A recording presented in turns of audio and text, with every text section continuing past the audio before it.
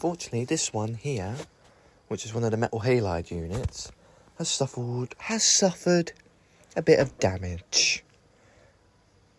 The bulb holder has completely fallen off of its mounting point, so I've had to take out the reflector, take the glass cover off, and obviously remove the lamp, which is here. And now I've got to remove this bracket to fit that bulb holder back where it belongs. So, whoa. Lamp holder has been repaired. The two nuts were actually inside there, rattling around, so managed to repair it. See? Woo! Oh, and also this one's had a repair in its past. There's a gaping hole there, and I just looked on the side and it's had a panel riveted on it. So, yeah. Here we go. Here's another Metal Halide one. 3, 2, 1.